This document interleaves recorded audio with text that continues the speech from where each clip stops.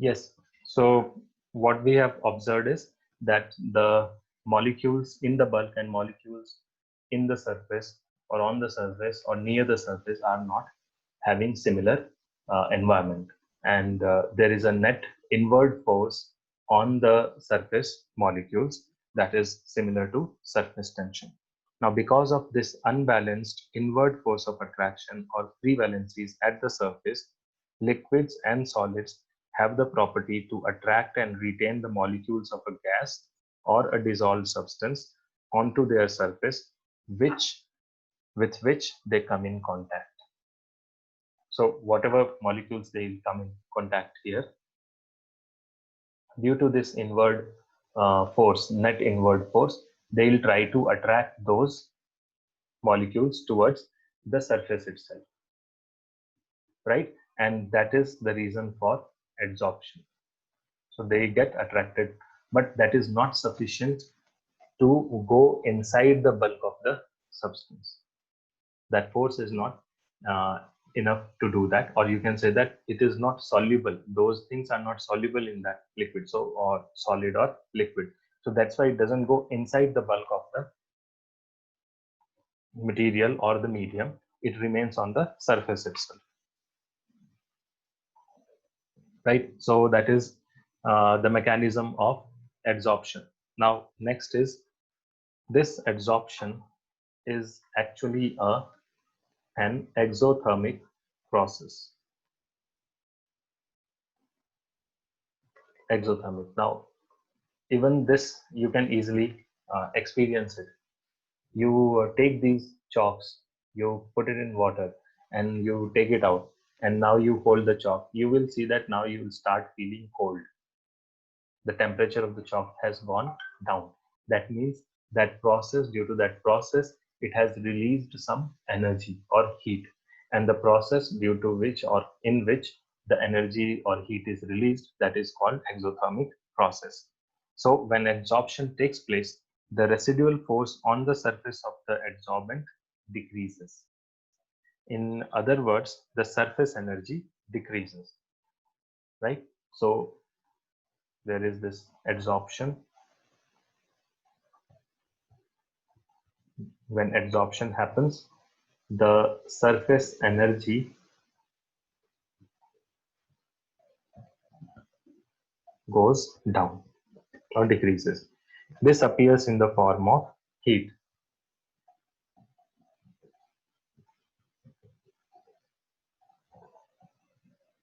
And that's how it becomes a exothermic reaction or exothermic process or change. Right? The heat which is which is released here, that is called heat of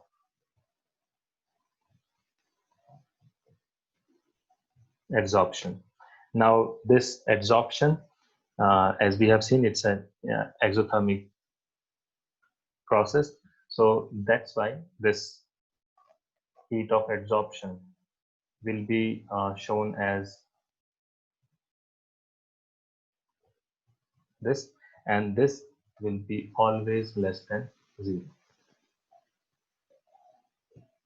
So the enthalpy or heat of adsorption is always negative.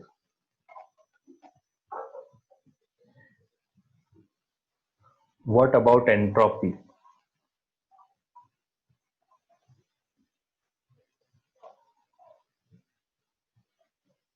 What exactly is entropy? Entropy is measurement of randomness, right? And the molecules of adsorbate are held on the surface of solid adsorbent. So they are they were moving randomly in, suppose if it is liquid on solid, then in the liquid phase they were moving more randomly, but due to adsorption, when they get adsorbed on a solid surface, they are held on the surface. So when we say they are held on the surface, that means their randomness decreased. So when randomness decreased, that means entropy decreased.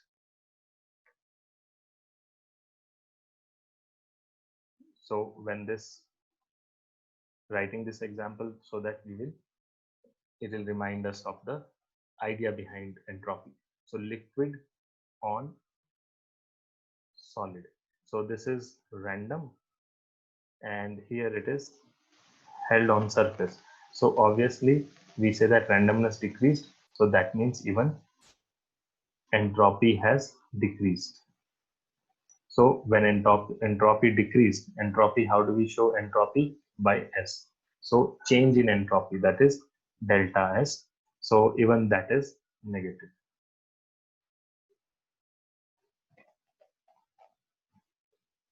Right? So delta S is negative, delta H is negative. Both are negative.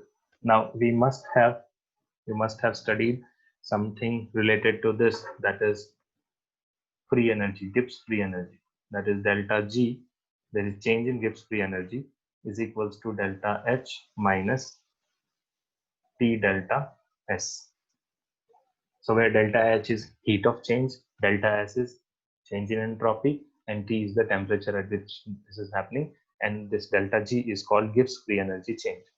Now for the process of adsorption to occur, if we want a process of adsorption to happen, delta G must be negative,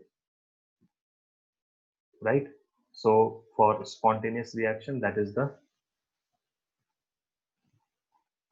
condition, that this delta G must be negative. Now, as delta G has to be negative, delta S is already negative due to adsorption. We have already seen that delta S is already negative. So minus T delta S will actually give us a positive quantity. The delta G can be negative only if delta H is negative and delta H is greater than T delta S in magnitude. I hope it is clear. This delta G has to be negative. That means delta H and delta, and what do we know about this delta S? Delta S is already negative. So this means what? This means minus T delta S is positive. So that is the positive quantity. So delta H minus delta H plus a positive quantity. This quantity is positive quantity. This is equals to delta G, and it has to be negative. Delta G has to be negative. So if it has to be negative, that means what? Delta H must be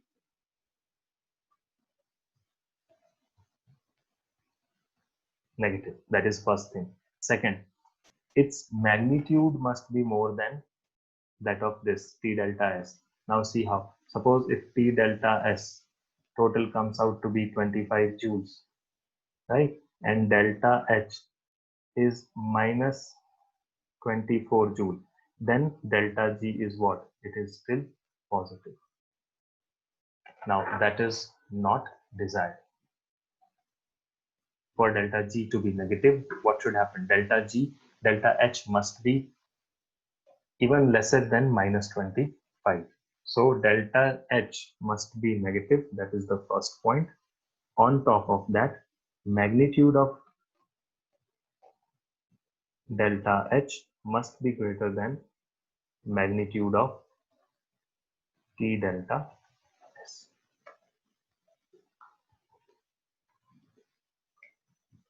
Right? Now, this is true in the beginning. However, as the adsorption proceeds, delta H keeps on decreasing and T delta S keeps on increasing till ultimately delta H becomes equal to T delta S. Right? So initially this will happen. So all this happens initially. That is when the reaction starts or when the change starts. But as the change keeps on going, right? So ultimately or finally, there will be a point when delta H is in magnitude equal to delta T delta S. At that time, delta G is equals to 0. This is called equilibrium.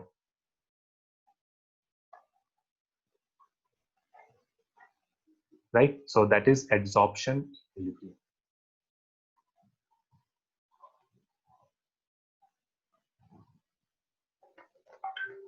Right. So the